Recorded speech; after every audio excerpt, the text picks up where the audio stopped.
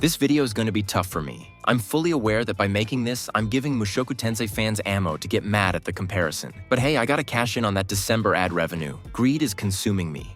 There's a ReZero side story where the main characters, having some downtime, decide to play the king's game. Basically, whoever draws the king card gets to order anyone else to do whatever they want.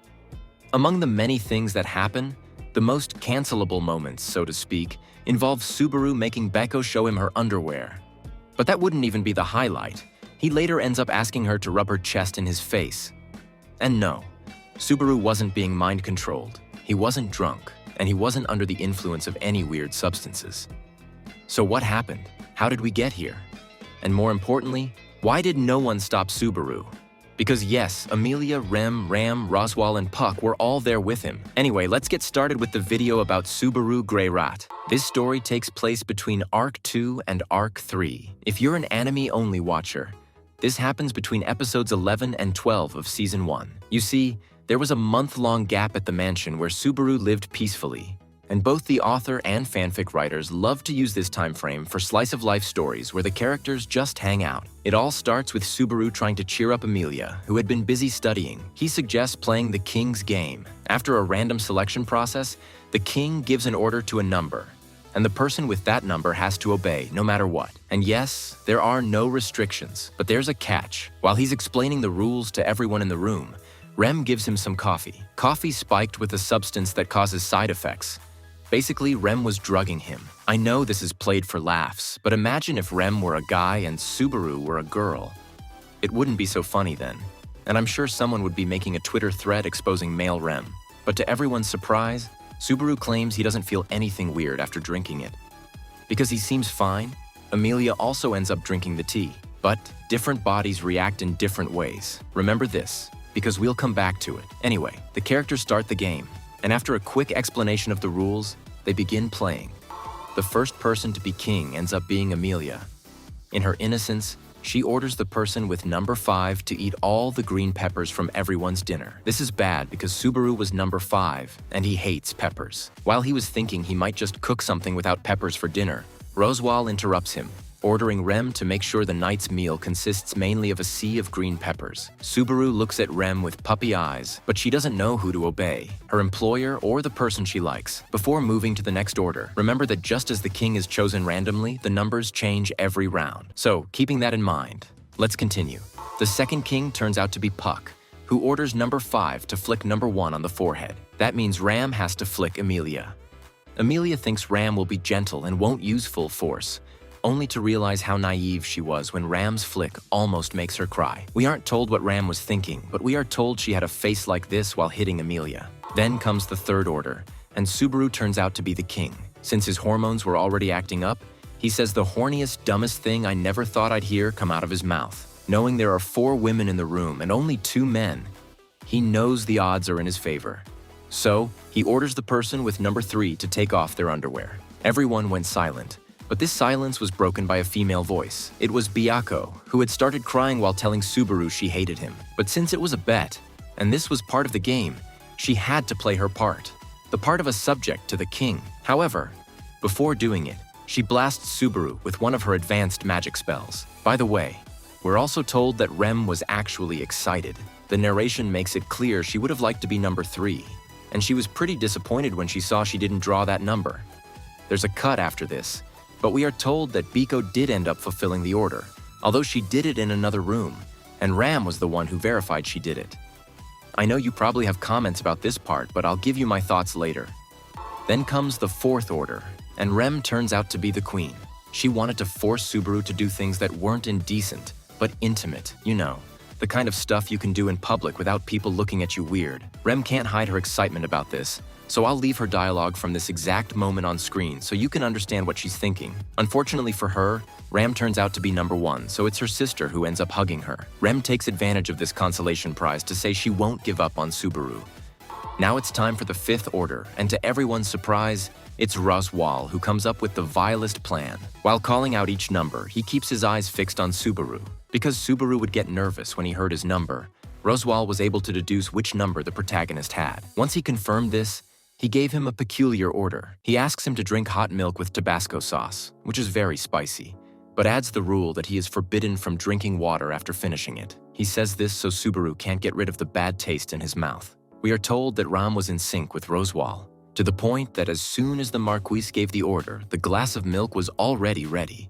Later, it would be revealed that Rem spent the whole time using her clairvoyance ability to figure out Subaru's numbers and torture him as usual. After a bit of suffering for Subaru, some luck finally comes his way. So, in the 6th order, he becomes king again. And, thinking with his male reproductive organ, again, he gives an order for one of the 4 girls in the room. He orders number 2 to rub her chest against his face. He says Season 3, Emilia's chest is his priority, but he also thinks Rem's wouldn't be bad. As for Ram's, he just says it's a decent consolation prize. But while he was thinking all this, his thoughts are interrupted by Biko, who starts crying again. Only then does Subaru understand who was selected. Honestly, it's not a pleasant scene to read. On top of that, Subaru mocks Biko with negative comments about her body. So let's just move on to the next order. For the 7th order, it's Rem's turn to be the king, or well, queen, again. She orders number 1 to kiss the queen's forehead. Obviously, she hoped it would be Subaru, but it turns out Emilia was the selected one. We are told that Subaru, after seeing Emilia kissing Rem, starts having fantasies. Although we aren't told what kind of fantasies they are, seeing Subaru in this part, it was surely something you'd search for on Rule 34. It's here that the story starts punishing Subaru, and he gets the worst orders. In the 8th order, Roswall is the king and orders Subaru to run up the mountain and come back.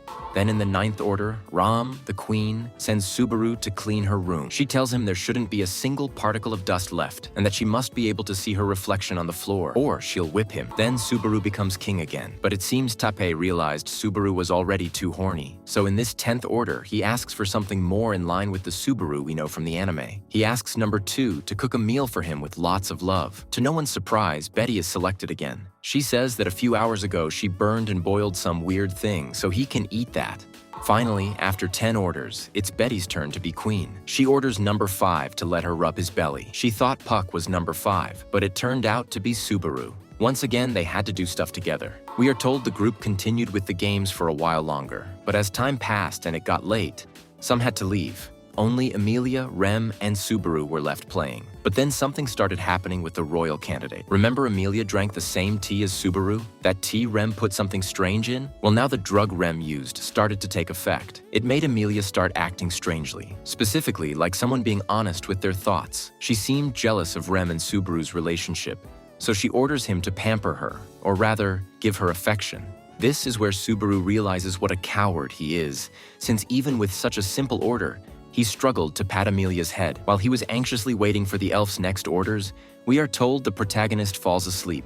In the end, it's Rem and Subaru who clean everything up and take Emilia to her room, agreeing they should play this again with the others. But this wouldn't happen again, because, well, Rem got eaten.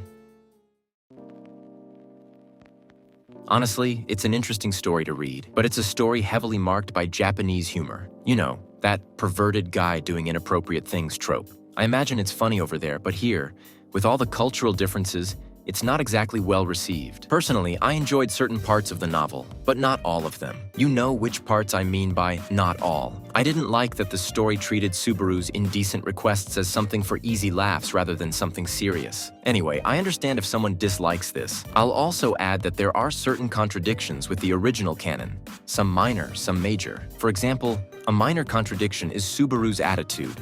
I remember reading somewhere that the author said Subaru would joke about wanting to see Emilia's underwear, but would never say it seriously. It would just be something said for laughs. And well, here we have a Subaru doing the opposite of that. Also, an example of a major contradiction is that in a nice moment of this story, Subaru says he wished his phone hadn't run out of battery, because if it still had power, he could have taken many photos of this activity. This is a huge contradiction because later, when they fight the white whale, we see Subaru using his phone to determine the time of its appearance. This electronic device plays an important role in advancing the plot of Arc 3.